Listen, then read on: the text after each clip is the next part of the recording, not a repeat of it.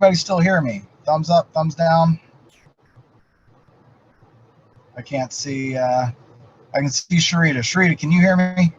Yes. Okay. Janaya said yes. All right. Got it. Thank you. Thank you for the thumbs up. Okay. And can you see the screen? Can you see the CompuGrammer screen? Thumbs up again.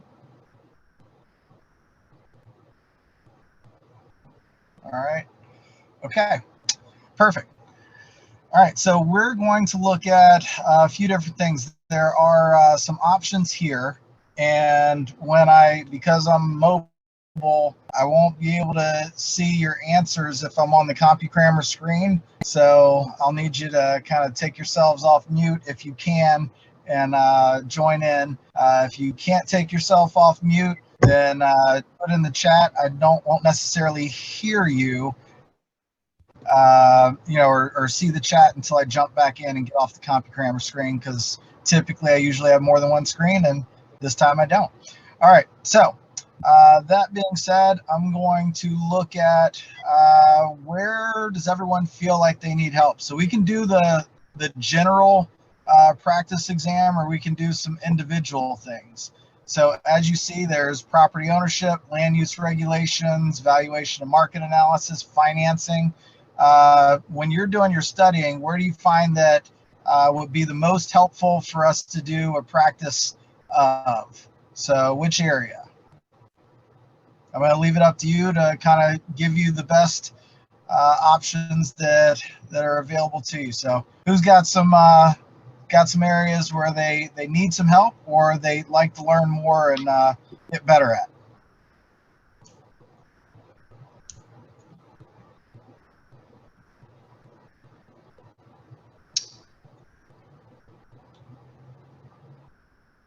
Or I can choose. Can we go over the contracts portion? Contracts. All right.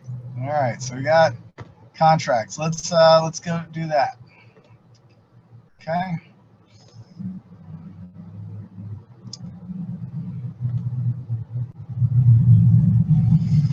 Okay.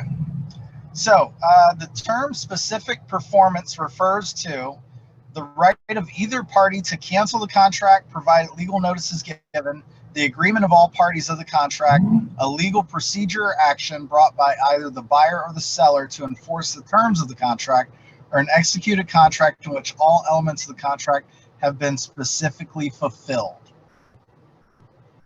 So which do you think that is? Let me go back to Zoom, see if, all right, anybody putting it in the chat?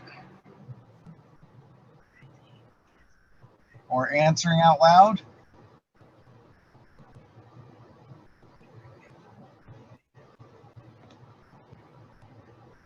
All right, specific performance. What do you think it is?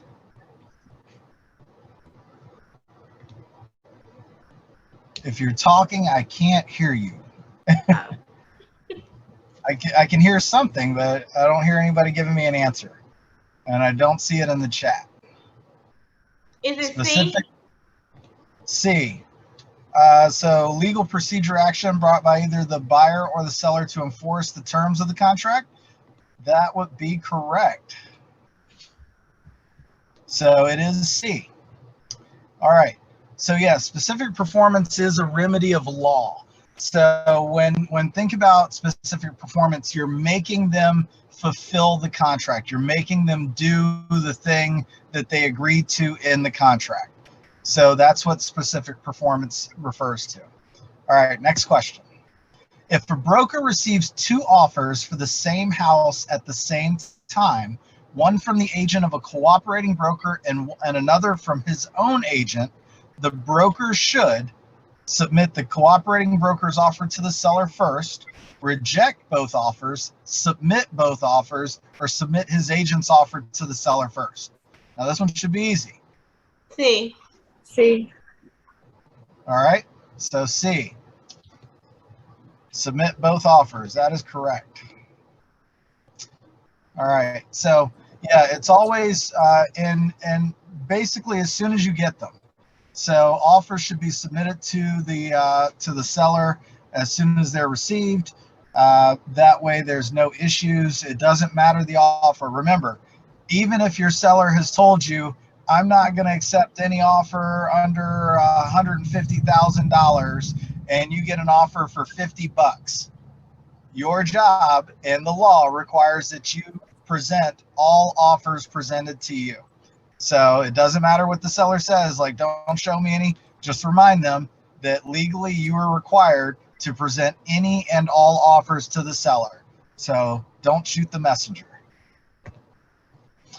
The law requiring certain real estate contracts to be in writing to be enforceable is called parole evidence rule, written instrument law, statute of limitation, or statute of frauds.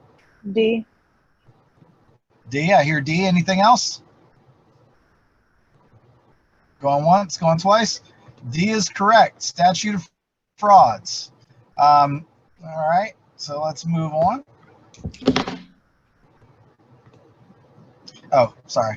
A lender qualifies a new borrower who signs a note and mortgage. Then the same terms of the note and mortgage are transferred to a new mortgagor, relieving the original mortgagor of liability. This is known as defeasance, novation, subrogation, or assignment.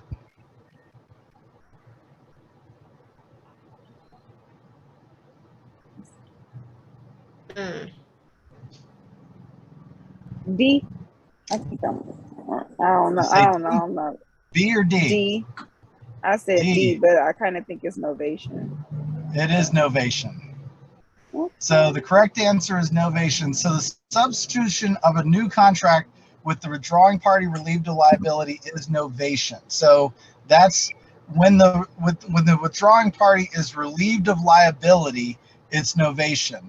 So once you do, like, when you're doing an assignment, the assignment is still the assigner is not relieved of liability, so they're still on the hook.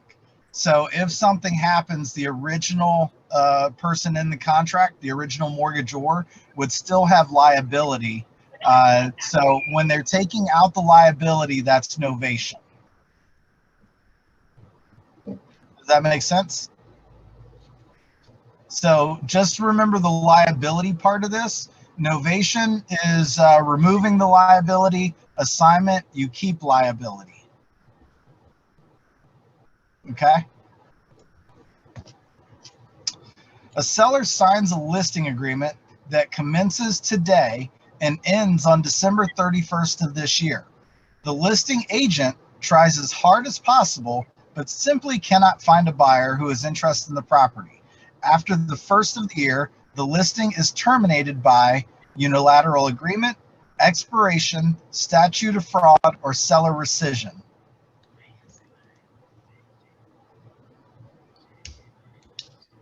B.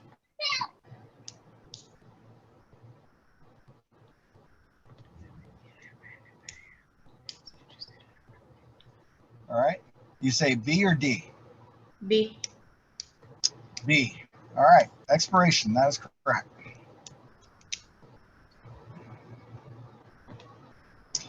Mary buys Sally's property, which is subject to a mortgage.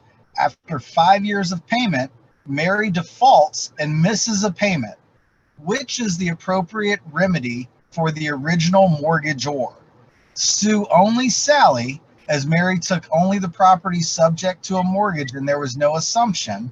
Sue only Mary, as she assumed Sally's mortgage.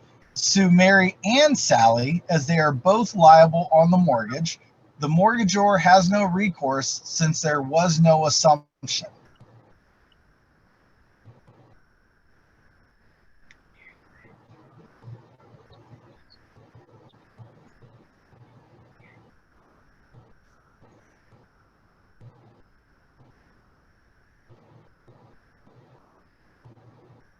Anybody?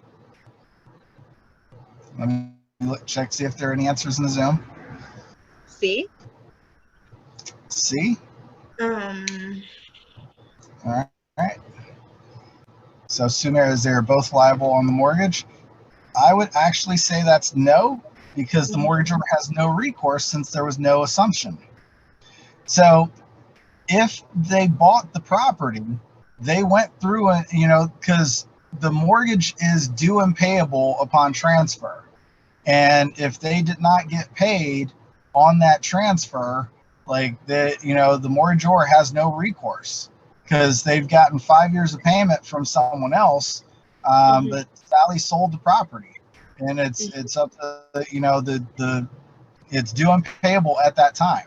So the way the rationale on this is that most people confuse mortgagor and mortgagee. So the mortgagee is the bank, and the question plain states that Mary bought Sally's property, which was subject to a mortgage. It does not state that there was any loan assumption, thus Sally remains totally liable on the loan and cannot sue Mary.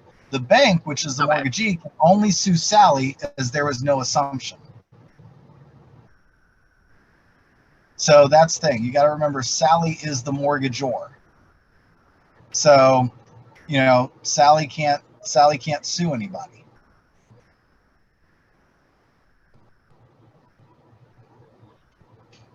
All right.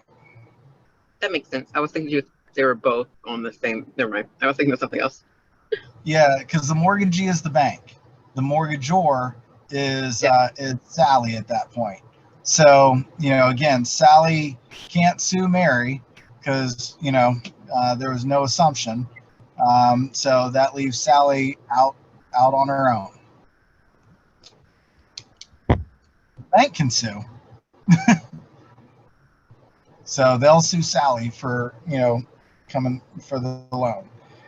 An option makes the seller liable for a commission, keeps the offer open for a specified time, gives the optionee an easement on the property, or requires the optionor to complete the purchase if the optionee so elects.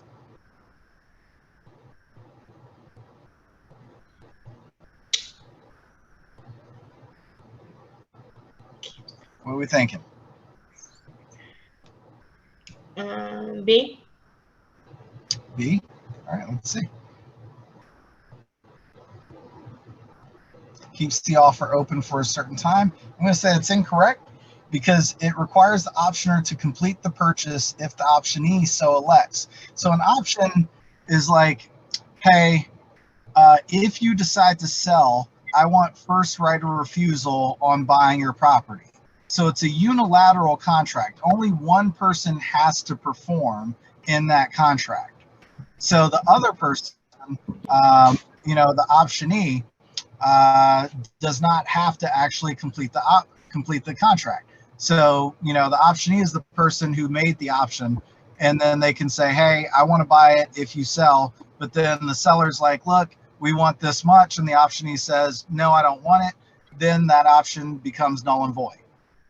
So that's what an option is. It's basically a unilateral agreement where only one party has to perform if the other party so elects. So the seller is committed to the agreement as long as the optionee, the person who made the option, decides to go through with it, because they can back out for any reason. Okay? Does that make sense to everybody, or more? Does anybody have questions on that?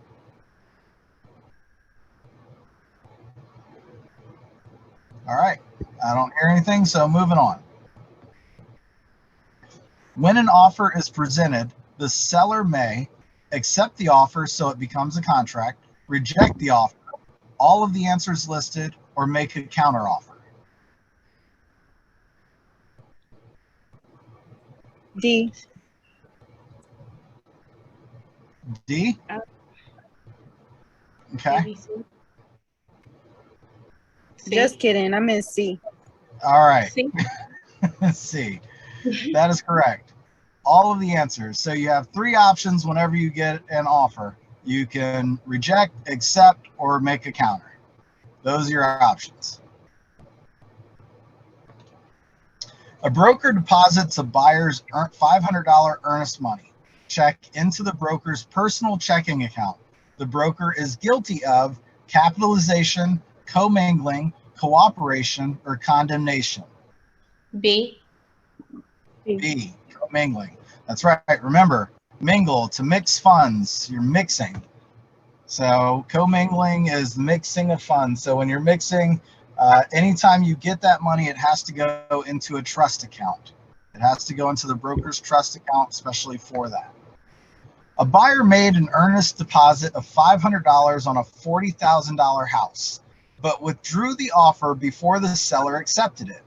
The broker should dispose of the buyer's earnest money by paying it to the court, giving it to the seller, returning it to the buyer, or keeping it as part of his commission. This can be a tricky one. What are you all thinking? Maybe C. So returning it to the buyer? Anyone else? We're going with C? All right, that is actually correct.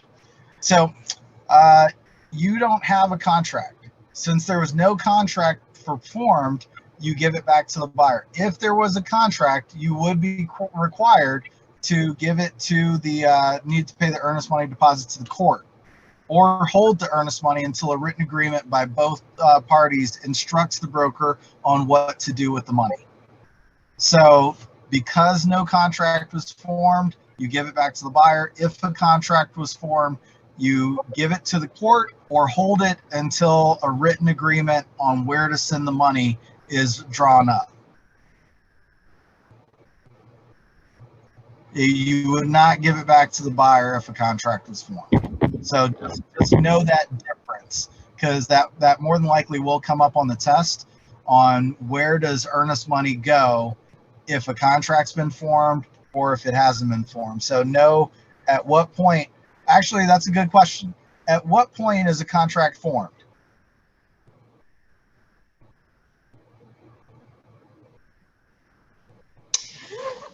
When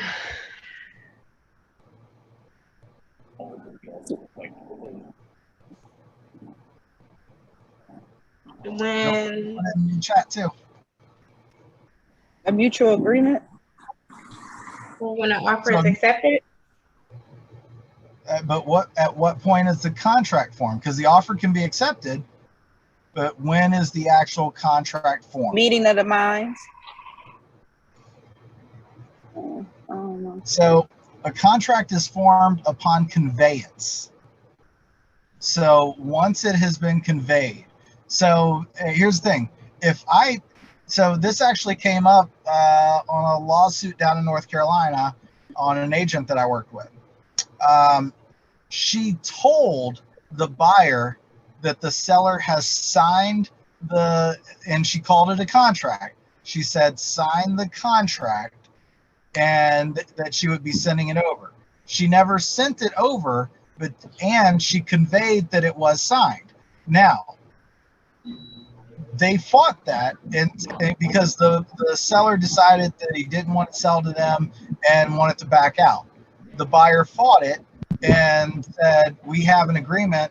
The agent told me it was a contract and said that the seller signed. We spoke with legal about that, and legal said, technically, if this goes in front of a judge could see it either way. So be very careful about what you say. Even though it was never sent over, because the agent conveyed that the seller had already signed it, she formed the contract by that conveyance. So again, a contract is formed upon conveyance, and it could be verbal conveyance. That's a little harder and can be tricky. You don't want to do that. And at the same time, that conveyed that it was a contract. So be careful what you say.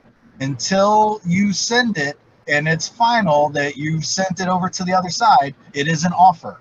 The seller is reviewing the offer, that kind of thing. So stay out of real estate jail. Call them offers, and contracts are only contracts once you convey to the other side that the seller has signed and accepted, and you call it a contract. All right. Seller signs an exclusive agency agreement with a broker. The day after the listing is signed, the seller's brother-in-law decides to make an offer on the property without knowing that the property has been listed. Which statement is true? The broker is not entitled to a commission. Remember, this is the brother-in-law. Since the buyer was found during the listing period, the broker will be entitled to a commission. The buyer will have to pay a commission, or the seller will have to pay the commission to the broker.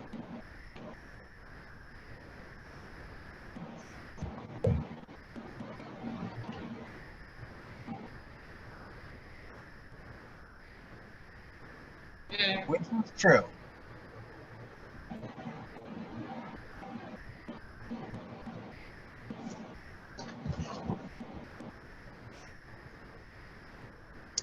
Now this goes into knowing the difference between your exclusive right to sell, exclusive agency.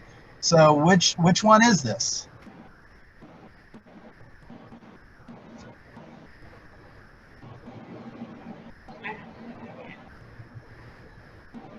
What kind of agreement did they sign? Exclusive agency agreement. Okay. And on an exclusive agency agreement, is the broker entitled to the commission if they did not find the buyer? Oh, A. I think it's D. D? So we got A and D. The seller will have to pay. So we're going to go with A. That was the first one I heard.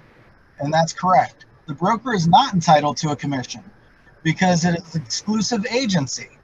So if you had an exclusive right to sell, then no matter who purchases the property, the broker is entitled to a commission. But because it's exclusive agency, it's saying that it is the broker would have to bring that buyer in order to get paid. And it is open to any other broker, bringing a buyer to get paid. So under exclusive agency, only if the broker or another agency finds the buyer for the seller. So another agency gets, their split of the commission, but the listing side goes to the broker. So that's the only time the broker gets paid on agency. But if it's found outside, like a brother or a neighbor or a cousin or a friend, if the seller finds it, then they don't have to pay them. Does that make sense on exclusive agency? Exclusive right to sell, no matter who sells it, the broker is entitled. Exclusive agency, if the seller brings someone or finds the buyer, then they don't have to pay the brokerage. Is that clear? Yes, no, maybe. Again, I can't see you guys very well because I'm on another screen. So all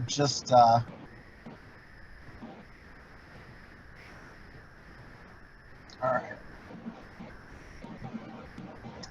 So chime in, let me know what you're thinking. All right. Who is authorized to rescind a voidable contract? Neither party. Only a void contract may be rescinded. Only the minor, the agent and the seller only, or either party.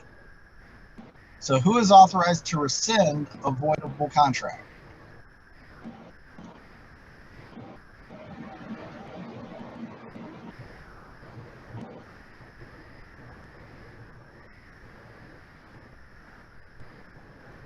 Now remember, this contract is voidable.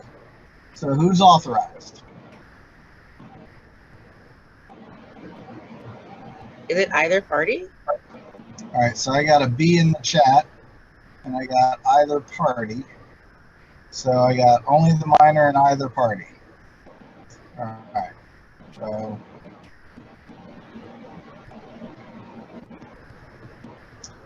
only the minor.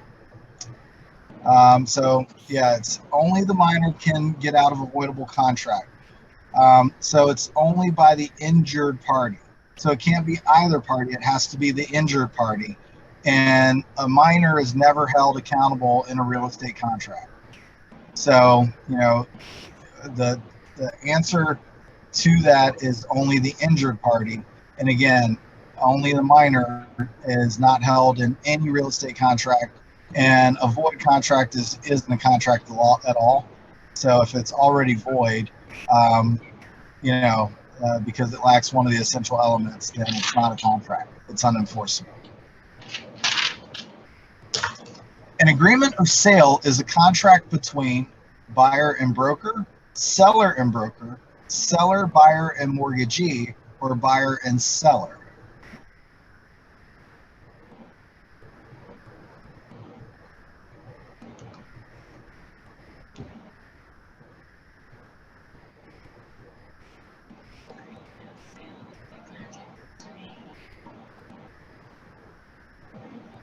Jump over to Zoom, see what the answers. All right, nobody's answered yet. D. D, buyer and seller. Yeah. All right, that's correct. So sales contract is between the buyer and the seller.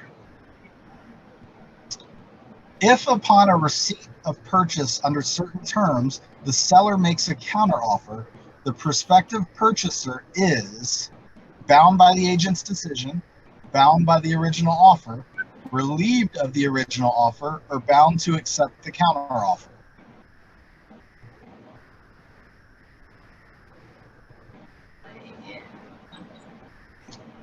C. C, that is correct. So anytime that there's a counteroffer made, it voids the original offer. So the counteroffer becomes the offer, and so the buyer is relieved of any offer that they've made at that point because the seller has voided their offer. And now they just go back to negotiation to decide if they like the new offer or not. A seller signs an exclusive right to sell listing agreement with a broker. However, the seller's brother-in-law makes an offer on the property the next day, not realizing it has been placed in a listing. Which statement is true? The broker is entitled to a commission. Since the seller found the buyer, the listing is void. The broker is not entitled to a commission, or the seller will not have to pay a commission. Now, everyone should get this. We just went over this. C. See? All right. Oh, no, sorry. Exclusive right to sell. A. Hey, all right, I hear A. Good job. Yeah. Yes, exclusive right to sell means no matter who sells it, the broker is entitled to a commission. So a couple points to be reminded of. Okay. Hang on. I got to press OK to override the vehicle shut off. There we go. All right. So a couple points to be reminded on. Know the difference between your exclusive right to sell, your exclusive agency. That was a question that came up twice in here. Whether something is voidable, who can void a contract, what makes a contract enforceable. So what are the elements? What are the 4 elements of a contract? That kind of thing. So let's see. So yeah, so those are that was contracts. All right. So let's go back.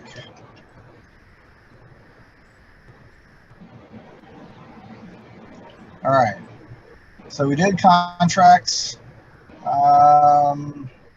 We've got another 30 minutes. So do you want to jump into real estate calculations? I know a lot of people have some issues with the math on here.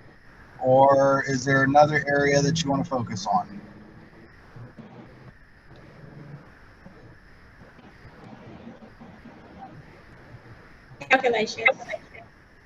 Calculations? All right. As I always say, the squeaky wheel gets the grease, so the ones that speak up. All right.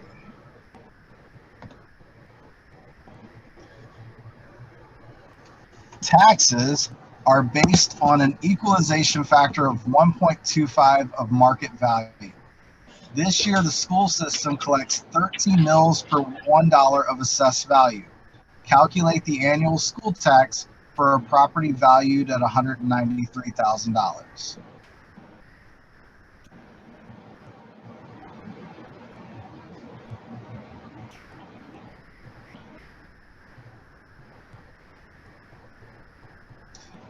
And just FYI, for all of you, these are things that you are going to have to know for your real estate exam. These are not necessarily things that you will have to know for your real estate career. It's good to be able to give your clients some information based on, what they'll be paying, things like that. But again, this is primarily for your exam, just to show that you know how to do it. In real life practice, I don't know that I've ever done it for an actual deal.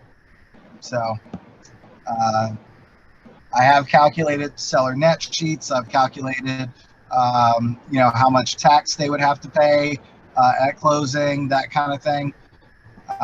So again, knowing 1.25 market value and 13 mils per dollar of assessed value is not necessarily something you'll have to know. Any answers so far?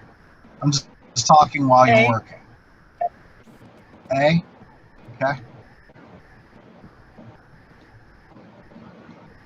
That is correct.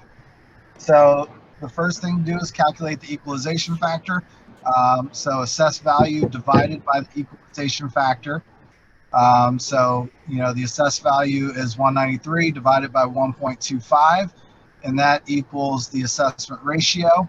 And then you take that times the whole market, or the 1.25 times 193, and that gives you 241,250, and that's the assessed value divided by equalization factor. And again, this it's so hard to talk about the math sometimes because it sounds boring to me.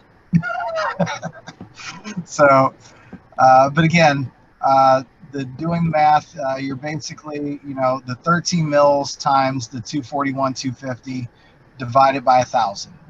And that's going to give you your annual, your answer, which is 3,136.25. So you do the first part, you figure out the assessed value and equalization, and then that gives you the whole market value of 241,250.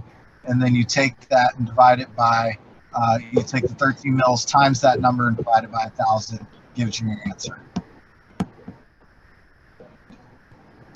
The state transfer tax is 33 cents for each $100 of the sale price. The city tax is 40 cents for each $500 of the sale price, less the amount of any assumed mortgage. What is the total transfer tax for a home that's sold for $133,200 with a $70,000 assumed mortgage?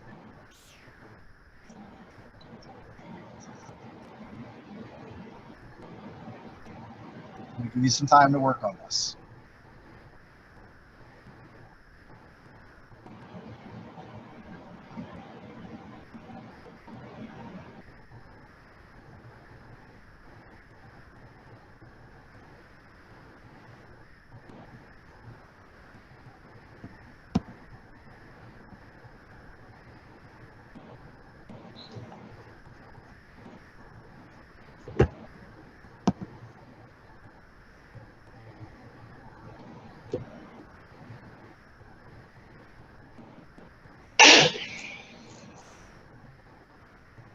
Any answers so far? Let me check the Zoom.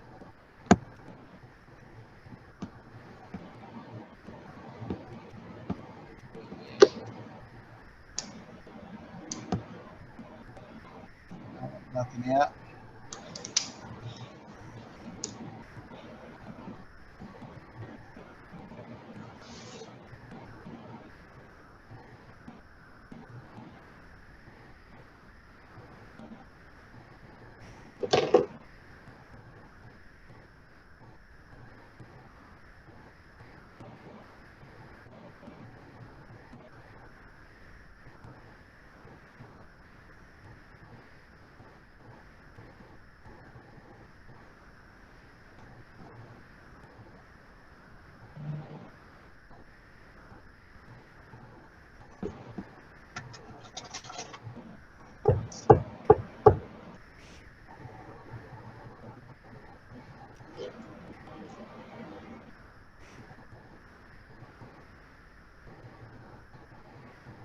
Anybody got an answer for this one?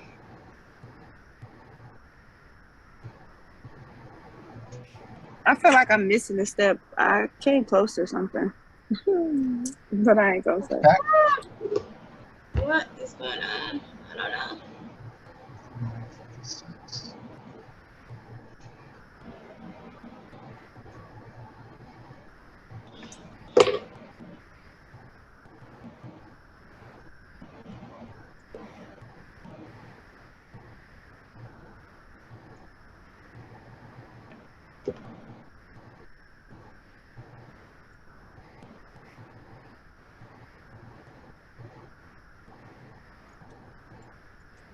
Answer.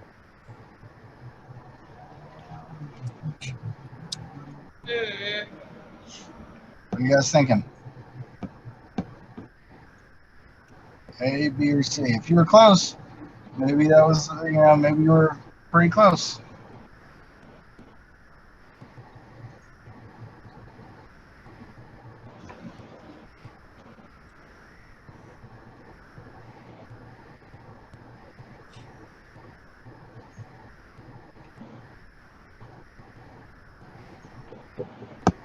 What do you think? D?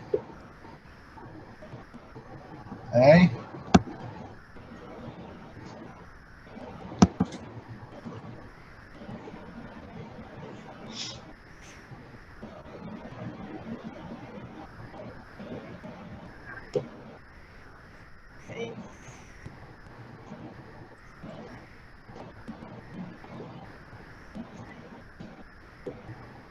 I don't know.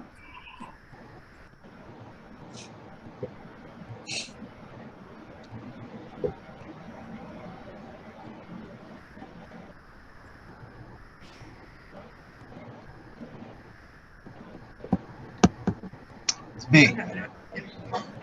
All right. So the way that works is first you take the 133 200 and then you divide that. It's not registering what I'm doing. Well, maybe it is. Okay, divide that by 100 and that gives you 1332. And so you take that and you multiply it by 0.33. That's the 33 cents. And so now you got 439.56, right? So then you need to determine the city tax. So you take, and we know the city tax is 40 cents for each 500 of the sale price, less the amount of any assumed mortgage. So we know the sale, so you write down 439.56, and so you say, okay, the sale price is 133,200 minus $70,000. Oh, that didn't work. Minus $70,000. And so that gives you 63,200. So now we divide that number by the 500. Because we know that it's for every 500 of the sale price less that. So that's 126.40. Okay, so now we have to multiply it by the 40 cents. So we know that it's 40 cents for each 500 of the sale. So now we've got each 500. So 126.4 times 40 cents. There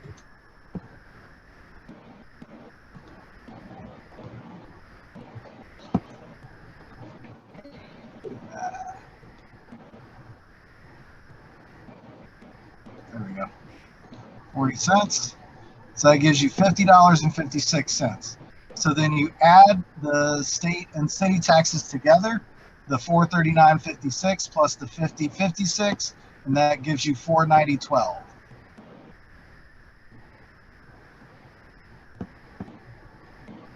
Everybody kind of got that one? Yeah. Okay, great. Because they kind of walk you through how to do the math in the question. So, when you read it, you're saying, all right, 33 cents for every 100 of the sale price. All right, so we know we're dividing that number by 100. And then 40 cents for each 500 of the sale price minus the amount of any assumed mortgage. So sales price minus assumed mortgage divide it by 500 times 40 cents. And then you add them together for the total, because they're asking what is the total transfer tax that's sold for. So that's how you do that. All right. A parcel of land is purchased for $234,000 and later sold for $256,300. What is the percent of profit?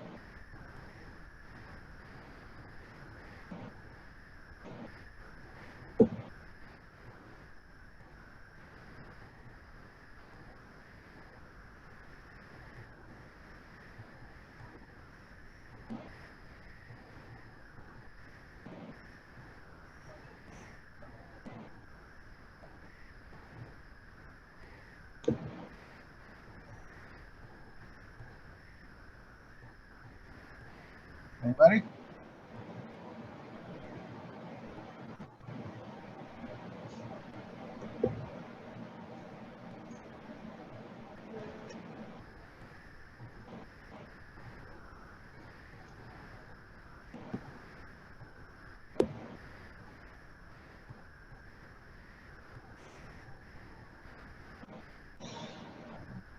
Check the chat. All right, we got 9 in the chat from Pete. All right, so let's take a look. Is it 9 or is it 9.5? It is 9.5. So, Pete, what I think you did is you took 234 and divided by 256, 300, right?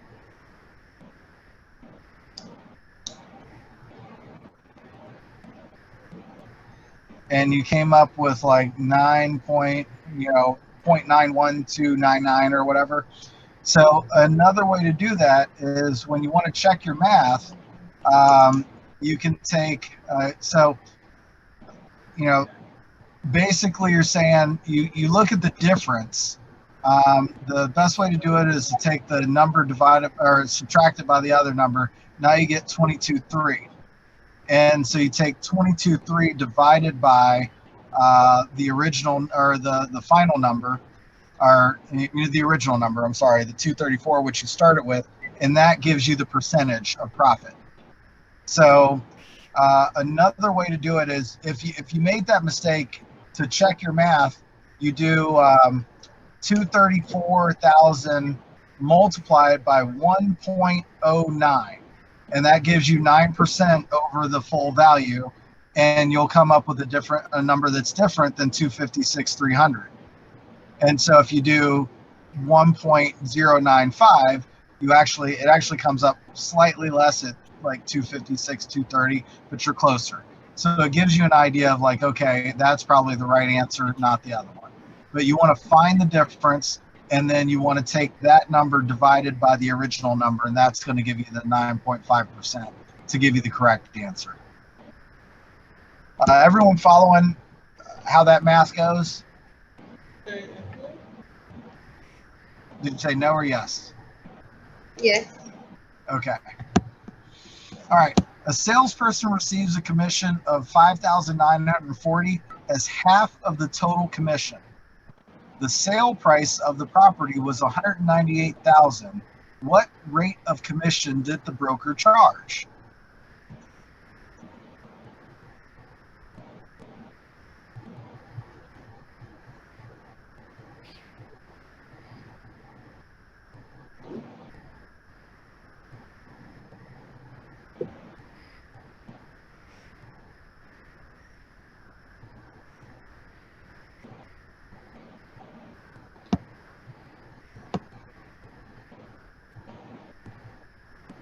All right, I got a D in the chat.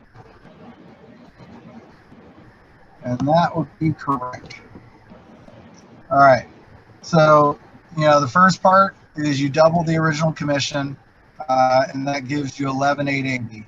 Then you divide it by the 198, and that gives you the 6%. So that's how you come up with that.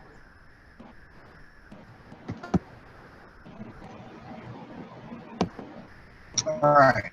A seller has agreed to sell his home for $215,300. The buyer will make a $27,000 down payment and assume an $85,000 mortgage.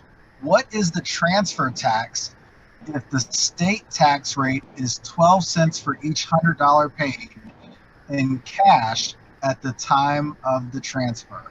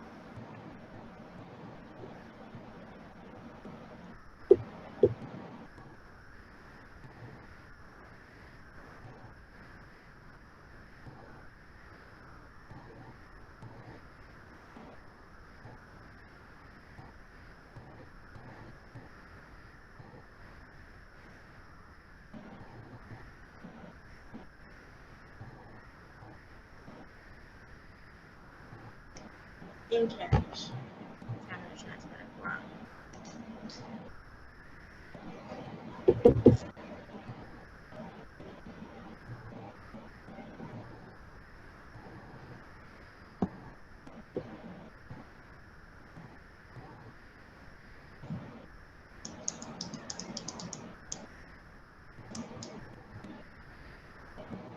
All right, let me check the Zoom, see if there are any answers in there.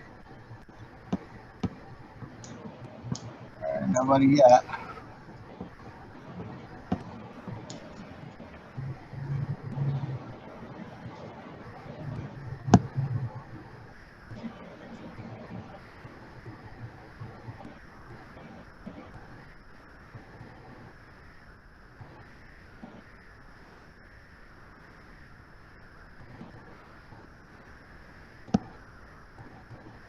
Jump in with an answer when you're ready.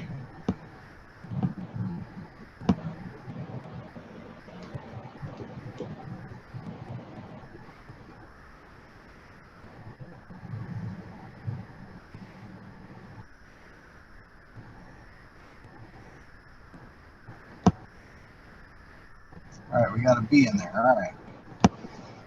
So B, that's going to be incorrect. It's 156.36. So it's a weird one. I understand. So it's the $85,000 mortgage the buyers assumed is exempt from the taxes because that's not because they said paid in cash at the time of transfer. So you subtract that amount from the total sale price of the house. So you take the $215,300 minus the $85,000. That gives you $130,300. So this is the amount subject to the transfer tax. But remember, the down payment of $27,000 is not needed to calculate the transfer tax. So that's just a number that they threw in just to throw you off.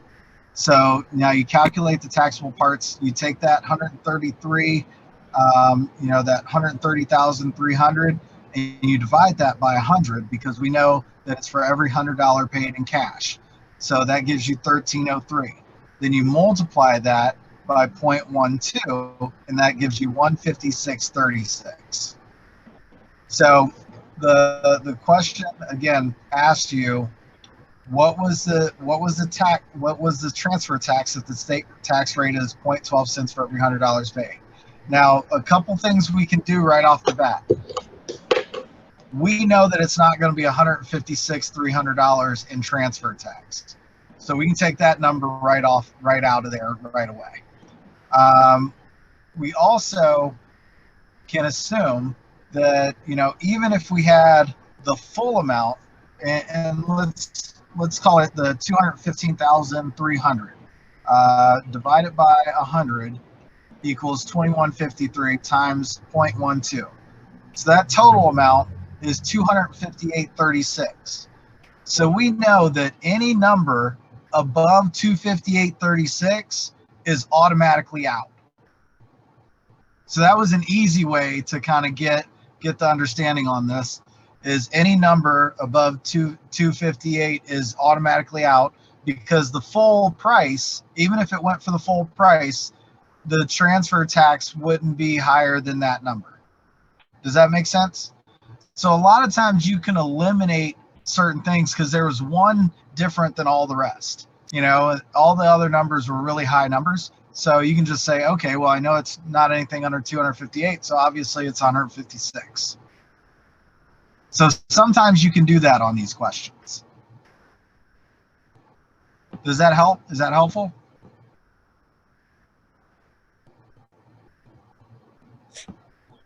I can't see you. I can only hear you, or jump into the chat. Yes. All right. There we go. All right. Excellent. All right. So next question. We got probably time for one quick one. Which tax rate would be used if a property assessed at $184,950 generates $12,022 in taxes?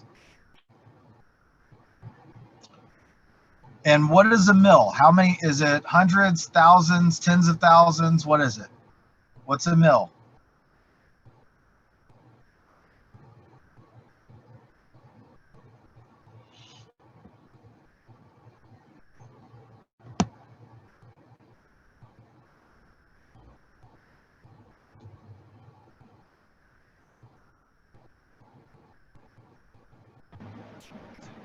C. C, 15.3 mils. All right, so it's 65. It's A. So essentially, you're taking the tax rate. So you're taking the 12,022 and you're going to divide it by the 184,950, and that gives you the 0.065. So multiplied by 1,000, so a mil is 1,000. So that's going to take you to 65 mils. So when you take 0.065 times 1,000, that gives you the mils. That's why I asked you what's a mil. Is because a mil is 1,000. So that's what you're going to do. You're going to take the number, the tax number, divide it by the 184,950. That gives you the amount, and then you multiply that by 1,000. All right. So we're going to stop here, because we're at 6:59, and the reason I'm doing this in a car is because I have reservations at 7. So I appreciate you all, and hopefully this was helpful. I know it was a little weird doing it in a car. It was weird for me, just because it was harder for me not to have my multiple screens and not be able to see you and interact as much. And yeah, we got through some math, and we got to get through the contract. So good luck to everybody. If you have questions about certain things, feel free to reach out to me as well. Really appreciate you all being here. Thank you so much, and good luck, and I'll see you next week.